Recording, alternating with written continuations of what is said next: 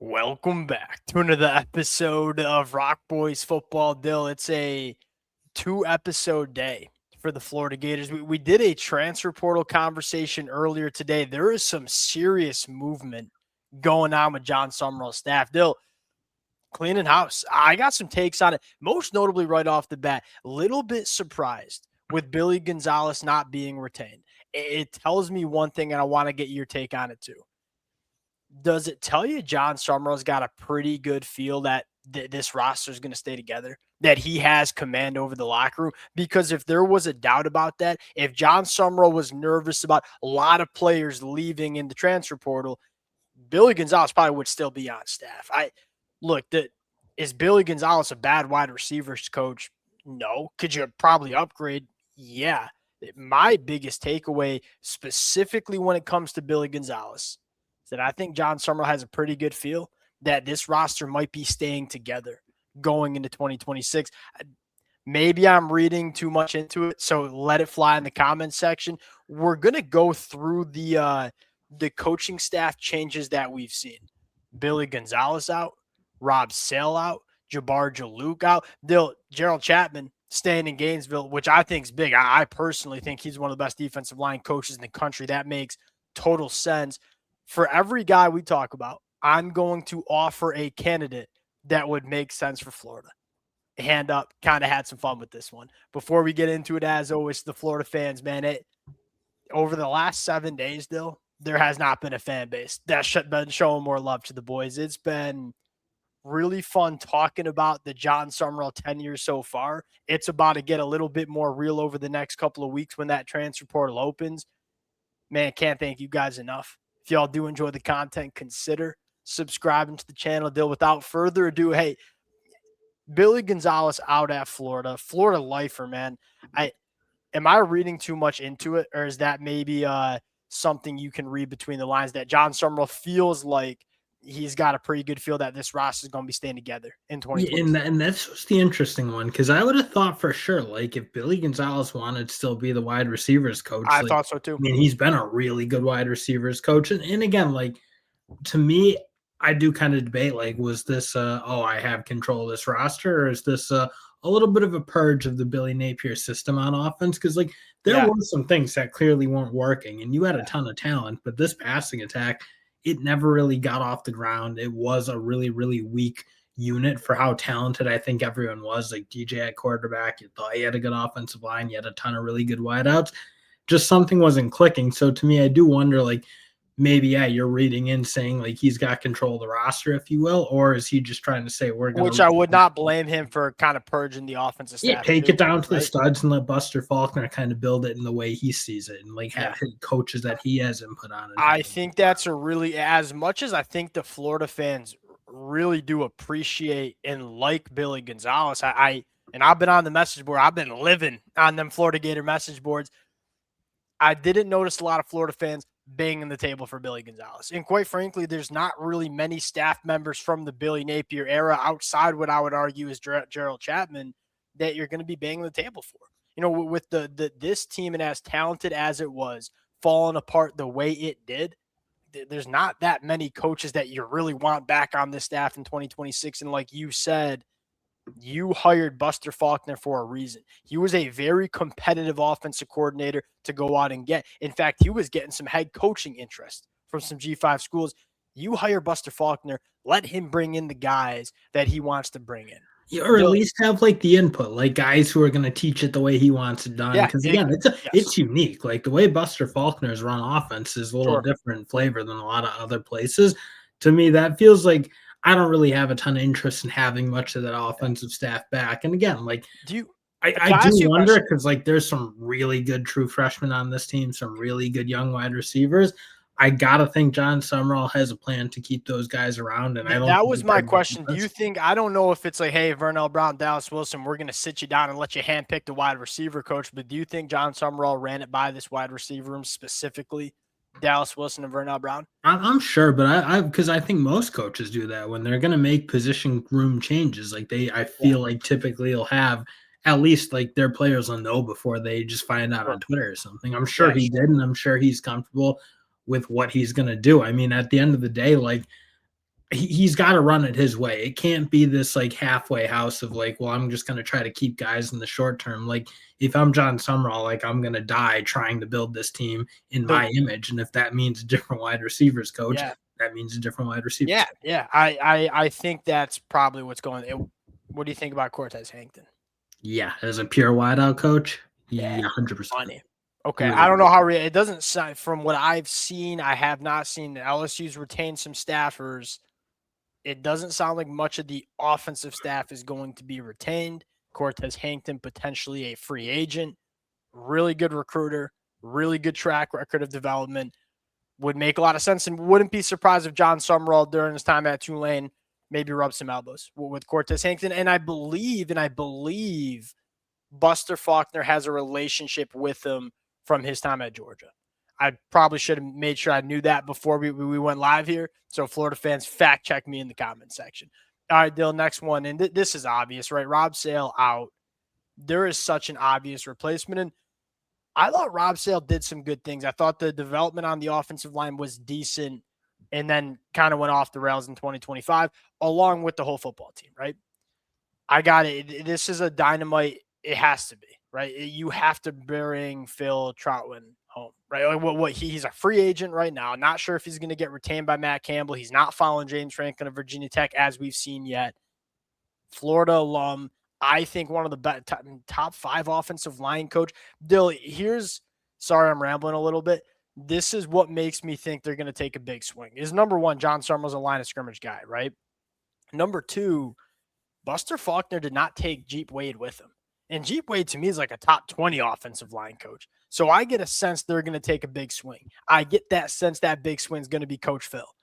Thoughts and opinions here? No, I would be a huge fan of him. And like the real winning Gator eras, like the Urban Meyer eras where they played a brand like physically imposing dominant football. I would love Phil Troutwine. You said it. Like you point to an offensive line coach that's definitively better in the country for me. I don't think you'd find one. I mean, he's a really good recruiter, ultra good developer. You didn't see Penn State lose guys to the portal that they didn't want to lose. Like his room. Again, Penn State had a lot that wasn't really working. His room was always a very high-functioning unit at Penn State. And you said so, like the depth that he was able to accumulate. Like they had guys like offensive linemen 6, 7, 8, 9 were dudes that could start at a lot of Power 4 programs. I think you said it best. Top 5 offensive line coach in the country. I don't think you can argue that. If you wanted to argue he's the best in the business, I don't even know if I'd push back on that all that much. Jabbar Jalouk. I got one that's fun, right? And this one is, again, is this like we're getting rid of Jabbar Jalouk? Do you feel good about retaining Jaden Baugh, who's definitely like a top 5 guy you need to retain in 2026? You talk about Gator to the bone. I don't know that there's more of a Gator to the bone guy than Jaden Baugh. Jaden Baugh just felt like a guy that's not really there to exactly play for Jabbar Jalouk. He does, to me, feel like maybe more of a Gator than some others. And I will say I'm happy you brought that up because I think that's something that's really working in Jon Sumrall's favor. Right? Vernal Brown, Miles Graham, these guys did not just commit to Billy Napier. Now, I'm sure they liked Billy Napier. In fact, I know they liked Billy Napier. They committed to Florida because of that logo, man, and because of what it means to them. Right? That's a start, and I don't say that like superficially and trying to be a cornball. Right? Like, go look at Penn State. There are a lot of guys that committed to James Franklin, not that Penn State logo. James Franklin dips. We all dipping too. They lost their whole gosh darn class. Florida didn't because I think a lot of these guys want to play for Florida, not just Billy Napier. Can I offer you a fun one, man?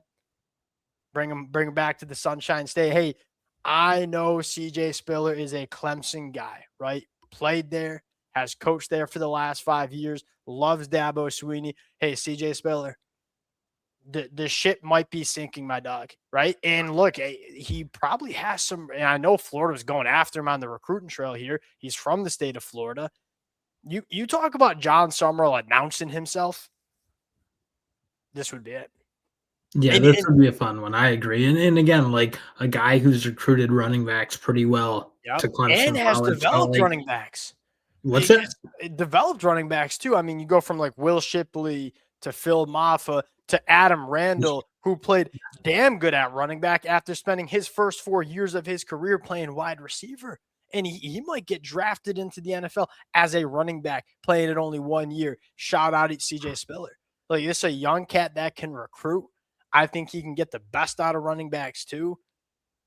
Would make a lot of And I do think you'd get a hungry coach, and that's one thing, like, with some of these NFL guys who, like, you look at, are they, like, into it in the way that you need to be into it? Because, like, I don't get that sense that CJ NFL Spiller, coaches as give me like, an guys example. who, like, played in the NFL and especially, like, played at a pretty high level, and CJ Spiller, obviously pretty high draft pick, not maybe the greatest NFL career, Yeah, he had some but good years. sometimes I think you do wonder with some of the NFL or former NFL guys, like, are they gonna compete in the way that the guys who had to work their way up from, like, GA to, like, assistant to analyst to, like, so forth?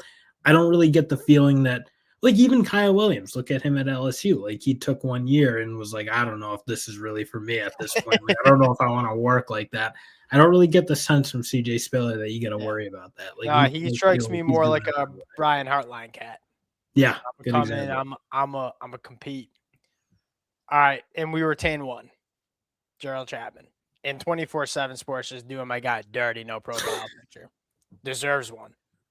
Makes a ton of sense, right? I mean, did a great job with guys like Cam Jackson, Caleb Banks, but then you look at, I'll say this right off the bat, I did not expect to get what you got from a guy like Joseph Mabachu or a guy, I thought Brian Taylor, like what was Jeremiah McLeod, I thought, Jeremy. like, for again, a lower ranked kid, but played really well for the Gators. I thought this year, given This the one circumstances. makes a ton of sense to retain. The development's been good. He's flexed his muscles on the recruiting trail. The two most important boxes are checked for Gerald Chatman.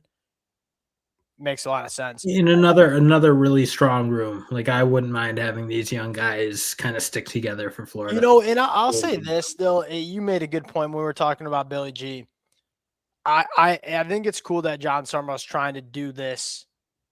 Yes, I want to retain this roster, but I got to do it my way. And if that means sacrificing a couple of guys that we maybe did not want to lose, so be it. You can't just make your coaching hires because you want to keep a Dallas Wilson on your roster. You got to make these coaching hires that are sustainable, that you're going to get right for multiple years. I cannot stress to you enough, in my opinion, the importance of hiring a good staff. Well, because you've seen, like, I don't know, Sherrone Moore at Michigan when he first took over, a lot of it was like continuity hires, and there were certainly some very big issues with that. Like, you saw, like, I mean, he made a continuity hire as his offensive coordinator, really, really poor hire, like, no doubt about it. I think you gotta, like, find the best coach, and to me, Gerald Chatman, like, there is no doubt he is one of the better defensive line coaches. So I don't feel like you're doing this purely out of continuity. It's Yeah, not the it's not a vibe that bad I'm side effect, getting but, like, he's also amazing the coach. vibe that I'm getting is if we feel like we can upgrade, we're gonna do so, and we're not gonna sacrifice or we're not gonna hide behind this idea of keeping our roster and continuity together, right? Like for Coach Chapman, I don't know how much you're gonna upgrade from him, but for a lot of these, I like Billy Gonzalez, good, not great. We think we can upgrade at Florida. Rob Sale was just not good enough in 2025. Jabbar Jalouk, I mean, good, not great. We think we can upgrade. And it tells you that they're going to go big game hunting. Like, I think Jon Sumrall, this is one of the benefits of going with Jon Sumrall and not paying $13.5 million to Lane Kiffin. That coaching salary pool is probably pretty damn big. If you are worried about Jon Sumrall making transition to the SEC, well, he's surrounding himself with coaches so far that have SEC experience. Brad White, grizzled veteran defensive coordinator in the SEC. Buster Faulkner, although he's coming from Georgia Tech, has SEC experience. Like it, man. Like it a lot. We'll pause there. We'll update when we start making these hires. We'll hop on and talk about it. Appreciate you guys rocking with it. If y'all do enjoy the content, consider subscribing to the channel. We'll talk to y'all later. Peace.